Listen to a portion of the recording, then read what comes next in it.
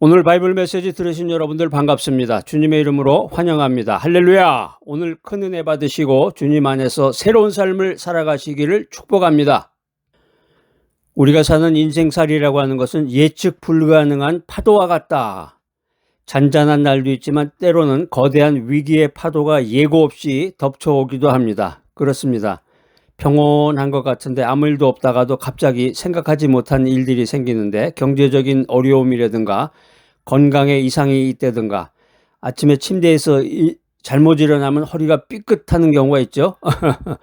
허리가 삐끗하면 이제 이거 조심해야 되는데, 물건을 들다가도 허리가 이제 삐끗하기도 하고, 이 허리에 문제가 모든 게 있어요. 허리에 문제가 생기면 이제 다리에 이상이 옵니다. 그 다음에 이제 목에 이상이 생기면 이제 팔에 이상이 오는 거죠. 그래서 잠잘 때 보면 이렇게 똑바로 누워서 자는 게 좋으냐, 왼쪽으로 눕는 게 좋으냐, 여러 가지 이런 이야기들이 많은데, 목에다가 잘 때 목침을 베는 사람도 있고, 또 어떤 사람은 이제 수건을 말아가지고 이렇게 목 뒤에다 이렇게 베고서 자는 사람도 있고. 근데 이제 중요한 핵심은 이제 무엇을 어디다가 베고 자느냐, 이건 참 중요한 것 같아요. 그래서 옛날에 어떤 사람 이야기 들어보면 엉뚱하게 이제 여행을 가거나 그럴 때 베개를 싸가지고 간다고 그러는데, 다 그게 그런 데서 연유가 되는 것입니다.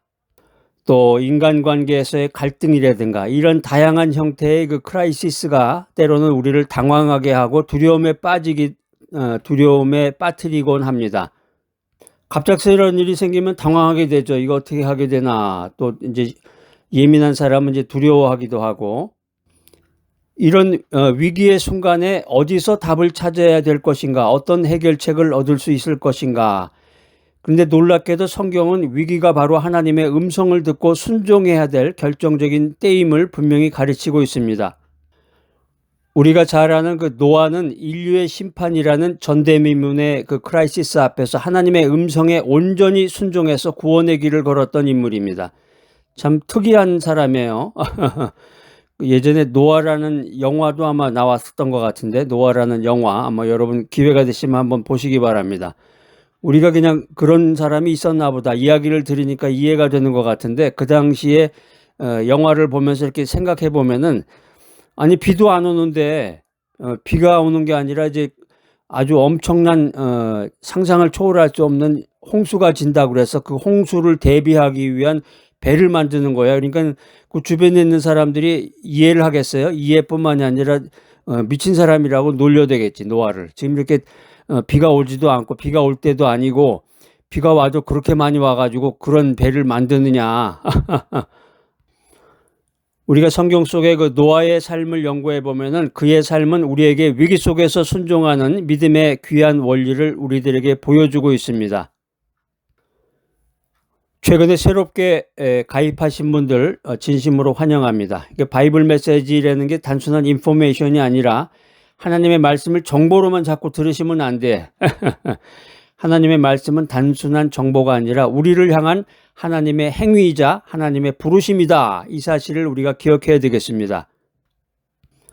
다시 말하면 하나님의 말씀은 듣고 끝나는 것이 아니라 그에 합당하게 응답하고 순종할 것을 요구한다는 것입니다. 소명을 의미하는 라틴어 보카티오는 우리에게 특별한 미닝을 가집니다. 이 보카티오는 단순히 직업을 넘어서 삶의 모든 영역에서 하나님의 부르심에 응답하는 삶의 자세를 뜻하는 말입니다.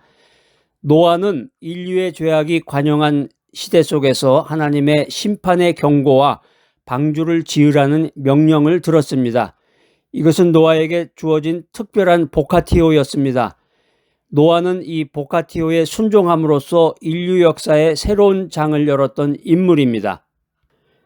오늘 바이블 메시지 들으신 여러분들, 노아의 삶을 통해서 우리에게 주신 하나님의 보카티오가 무엇인지를 깨닫고 위기의 순간에도 그 부르심에 온전히 순종해서 하나님의 구원과 회복을 경험하는 삶을 살아가시기를 예수 그리스도의 이름으로 축복합니다. 할렐루야. 창세기 6장 22절 말씀입니다. 노아가 그와 같이 하여 하나님이 자기에게 명하신 대로 다 준행하였더라. 쉬운 성경에 보면은 노아는 하나님께서 명령하신 모든 것을 그대로 다 했습니다. 이렇게 기록이 되어 있습니다. 창세기 6장 22절은 홍수 심판을 앞두고 노아가 방주를 짓는 일에 대한 최종적인 평가를 기록하고 있습니다. 이 말씀은 노아의 순종이 얼마나 철저하고 완전했는지를 우리들에게 보여주고 있는 말씀입니다. 창세기 6장 2절에 보면은 노아가 살던 시대에 하나님의 아들들이 사람의 딸들의 아름다움을 보고 자기들이 좋아하는 모든 자로 아내를 삼는지라 이렇게 기록이 될 정도로 죄악이 아주 만연했다 이렇게 성경은 말하고 있는데, 하나님께서는 땅에 사람이 있음을 한탄하시고 온 세상을 물로 심판하기로 결정하십니다. 이러한 전례 없는 심판 앞에서 하나님은 오직 노아에게만 구원의 길인 방주를 만들라는 명령을 내리십니다. 그때 당시에는 이제 비가 내리는 개념, 그때 이제 비가 온다는 개념을 생각을 못했고, 홍수라는 자연재해라든가 이런 것들이 이제 사람들에게 생소한 개념이라는 거예요. 이제 비가 온다, 비가 내린다.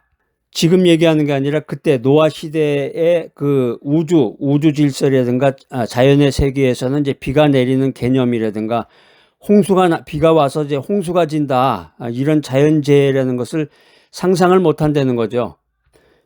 예를 들면 이제 6.25 사변 때 대부분 이제 이 바이블 메시지 들으시는 분들은 이제 6.25라는 것을 체험 안 해보신 분들인데 요즘에 이제 젊은 세대들은 이제 더욱 모르겠고, 6.25 때 밥을 굶었다고 그러는데 그럴 거 아니에요? 컵라면 끓여 먹으면 될 거 아니에요? 컵라면을 끓여 먹으려면 어떻게 되겠어요? 어디 마트나 이런 데 가서 컵라면을 사가지고 돈을 주고 컵라면을 사서 뜨거운 물을 부어야 되는데, 그때 당시에는 컵라면이라는 것도 없었을 뿐더러 뜨거운 물을 끓일 수 있는 뭐 커피포트라든가 뭐 전기가 있어야지 끓이지. 그렇다고 해서 뭐 어디 이런 야전에서 물을 끓일 수 있는 이런 도구가 있었던 것도 아니고, 그거나 똑같은 얘기예요. 세종대왕 시절만 해도 냉장고가 없었잖아요. 그러니까 노아의 시대 때는 이 비가 내리는 개념이라든가 이 홍수라는 자연재해 개념이 그때 당시에는 없었는데, 배를 만든다, 배라는 것을 만든다. 특별히 배도 뭐 보통 배가 이런 조그만한 배가 아니라 방주라고 그래서 어마어마한 큰 배를 만든다는 것이 주변 사람들의 조롱이라든가 비웃음을 감수해야 하는, 상식적으로 납득하기 어려운 그런 일이었어요.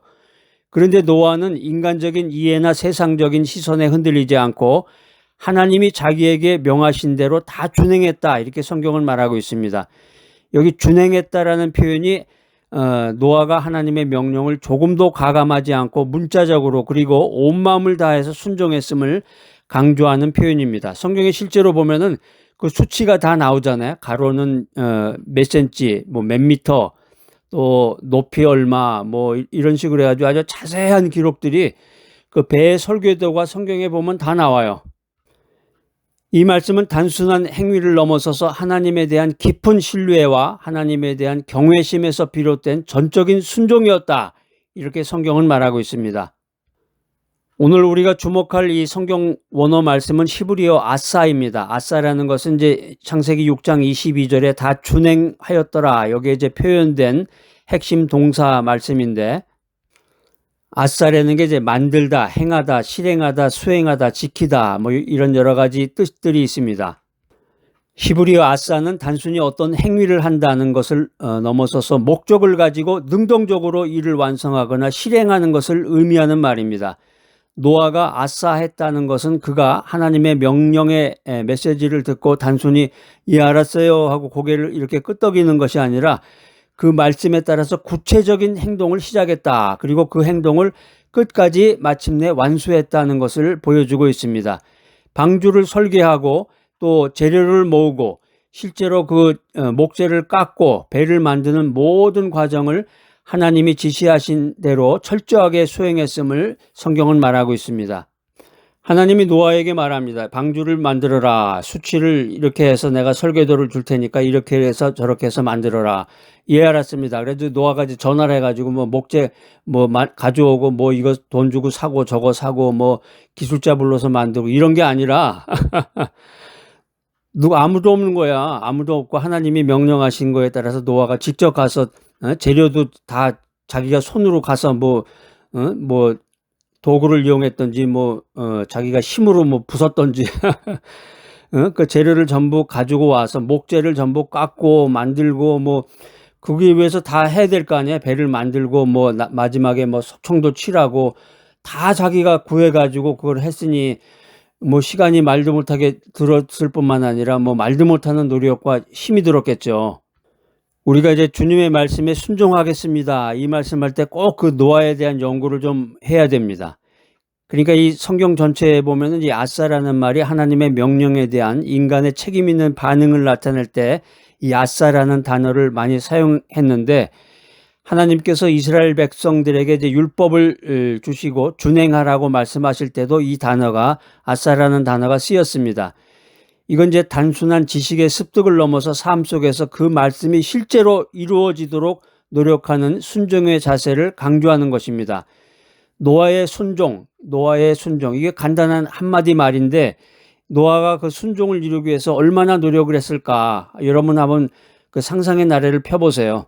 노아가 이제 직접 걸어가 가지고서 숲속에 가서 이제 물론 그 아들들이 도와줬겠죠. 노아 혼자서 할 수는 없겠고 직접 숲속에 가서 그 나무를 전부 잘라 가지고서 그 나무를 그 배에 맞는 걸로 이제 전부 재단을 하고 뭐 깎고 자르고 두드리고 그 나무를 이제 배를 이제 만들고 그 모든 과정이 다 하나님이 그 지시를 해 주셔요. 성경에 보면 자세한 내용들이 그렇게 나와 있는데 이 노아의 순종이라는 게 막연한 믿음이 아니라 하나님의 말씀에 대한 확고한 신뢰를 바탕으로 한 적극적인 아싸였다. 이것을 이제 성경이 우리들에게 교훈해 주고 있습니다.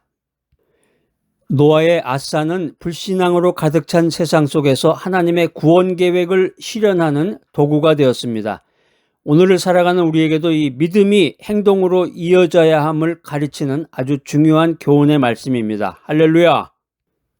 노아의 순종은 단순히 하나님의 명령에 따르는 것을 넘어서는 것입니다. 노아는 이해되지 않는 상황 속에서도 하나님의 말씀을 절대적으로 신뢰하고 행동으로 옮겼습니다. 오늘날 우리는 수많은 인포메이션과 의견 속에서 무엇이 진리인지 또 어떻게 살아가야 될지에 대해서 길을 잃어버리기가 쉽습니다. 이럴 때일수록 노아처럼 하나님의 말씀에 집중하고 그것을 말씀을 실천하는 것이 얼마나 중요한 것인가 이 사실을 하나님의 말씀이 우리들에게 교훈해 주고 있는 것입니다. 할렐루야! 오늘 말씀의 핵심 메시지 3가지입니다. 첫 번째는 하나님의 말씀에 귀를 기울이고 분별하라. 이 세상의 소음 속에서 하나님의 음성을 듣는 훈련이 필요하다는 것입니다. 그러니까 여러분 매일마다 이 바이블 메시지를 들으시고 또 중요한 것은 이제 반복해서 계속 들으시면 좋겠죠. 이해가 되지 않는 것은 반복하면 이해가 됩니다. 자꾸 말씀을 들으시고 말씀이 친숙해지고 계속 세속적인 이야기만 들을 게 아니라 드라마를 보거나 뭐 음악을 듣거나 영화를 보거나 물론 나쁜 건 아니지만 그런 것을 이제 세속적인 소음을 듣는 가운데서도 하나님의 음성을 듣는 훈련이 필요하다. 이게 이제 단순히 성경을 읽는 것을 넘어서 기도와 큐티를 통해서 하나님의 뜻을 구하고 또 그 뜻을 분별하는 영적인 민감성을 키우는 것을 의미하는 것입니다. 지금 우리가 살아가는 이 인생이 위기란 말이에요. 이 위기의 인생 가운데서 하나님의 말씀이 나의 나침반이 되어야 됨을 믿으시기 바랍니다. 할렐루야. 두 번째 핵심 메시지는 이해가 되지 않아도 신뢰로 행동하라. 그러니까 노아처럼 당장에 이해가 되지 않는 하나님의 메시지, 하나님의 음성, 하나님의 명령이라고 할지라도 하나님의 선하심과 전능하심을 신뢰하면서 순종의 발걸음을 내디뎌야 한다. 우리의 제한된 시야, 우리의 한정된 생각으로는 하나님의 생각과 계획을 알 수가 없습니다. 하나님의 거대한 계획을 볼 수가 없습니다. 믿음은 보이지 않는 것을 보이게 하는 것이고 이해를 넘어선 신뢰를 바탕으로 한 아싸다, 이 사실을 믿으시기 바랍니다. 세 번째 메시지는 세상의 조롱을 견디는 용기를 가져라. 하나님의 말씀에 순종하는 삶은 때로는 세상의 가치관과 충돌하게 됩니다. 사람들로부터 조롱을 받거나 비웃음을 받을 수도 있습니다. 그렇지만 노아가 그런 삶을 살았듯이 우리는 사람의 시선보다는 하나님의 음성에 귀를 기울여야 됩니다. 진정한 용기는 세상의 인정을 구하지 않고 오직 하나님 앞에서 의를 행하는 데서 나온다는 것을 믿으시기 바랍니다. 할렐루야. 말씀을 듣고 실천할 수 있는 삶의 원칙입니다. 우리가 인생의 위기 속에서 순종의 삶을 살기 위해서는 무엇보다도 용기가 필요합니다. 그 용기는 세상이 주는 게 아니라 하나님으로부터 오는 것이로구나, 이 사실을 깨달아야 되겠습니다. 여호수아 1장 9절 말씀입니다. 내가 네게 명령한 것이 아니냐? 강하고 담대하라. 두려워하지 말며 놀라지 말라. 내가 어디로 가든지 네 하나님 여호와가 너와 함께 하느니라 하시니라. 오늘 이 말씀은 이제 모세의 뒤를 이어서 이스라엘 백성을 이끌어야 했던 여호수아에게 하나님께서 주신 명령이자 약속입니다. 여호수아는 거대한 가나안 땅을 정복해야 하는 이 막중한 사명 앞에서 두려움을 느꼈는데, 그때 하나님은 그에게 강하고 담대하라 이렇게 명령하십니다. 이 명령은 단순히 용기를 내라 이런 심리적인 격려가 아니라 하나님이 함께 하시기 때문에 두려워할 필요가 없다는 확신에 근거한 것이었습니다. 하나님께서는 이렇게 말씀하십니다. 네가 어디로 가든지 네 하나님 여호와가 너와 함께 하느니라, 이렇게 분명한 약속을 여호수아에게 해주십니다. 이 프라미스는 여호수아가 감당해야 할 모든 어려움과 두려움을 이길 수 있는 가장 강력한 힘이었음을 믿으시기 바랍니다. 할렐루야. 우리가 인생살이 하다 보면은 불확실한 미래와 치열한 경쟁 속에서 수많은 두려움과 좌절을 경험하게 됩니다. 오늘 하나님이 주신 이 말씀을 생각해 보면은 우리가 어떤 위기나 도전에 직면하더라도 하나님께서 우리와 함께 하신다, 이 사실을 기억해야 되겠습니다. 우리가 하나님의 명령에 순종해서 믿음의 발걸음을 내디딜 때 두려움은 사라지고 담대함이 우리를 붙잡음을 믿으시기 바랍니다. 하나님이 함께 하시면 어떤 문제도 극복할 수 있다는 그 확신이 우리에게 평안과 용기를 줄 것입니다. 할렐루야. C.S. 루이스는 이런 말을 남겼습니다. 하나님은 우리의 즐거움을 빼앗으시는 분이 아니라 더 큰 즐거움을 주시기 위해서 우리의 작은 즐거움을 잠시 거두시는 분이시다. 이 C.S. 루이스의 말은 위기 속에서의 순종이 당장은 어렵고 고통스러울지라도 궁극적으로는 상상할 수 없는 큰 축복과 회복을 가져다 줄 것이라는 깊은 통찰의 메시지를 담고 있습니다. 우리의 순종은 단순한 의무가 아니라 하나님께서 예비하신 더 큰 은혜를 향한 발걸음임을 믿으시기 바랍니다. 할렐루야.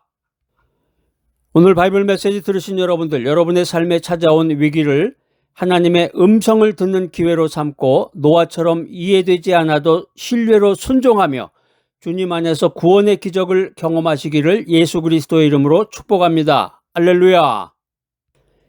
생명의 주관자 되시는 하나님 아버지, 오늘 노아의 순종을 통해서 위기 속에서도 주님을 신뢰하는 믿음의 원리를 깨닫게 하시니 감사합니다. 할렐루야. 저희가 두려움에 사로잡히지 않고 오직 주님의 음성에 귀를 기울이게 하시고 세상의 조롱 속에서도 말씀에 순종할 수 있는 용기를 허락하여 주시옵소서. 저희의 삶에 찾아온 모든 인생의 위기를 구원의 기회로 바꾸시는 주님의 능력을 믿으며 주님께 온전히 순종하는 삶을 살게 하여 주시옵소서. 예수 그리스도의 이름으로 기도드립니다. 아멘.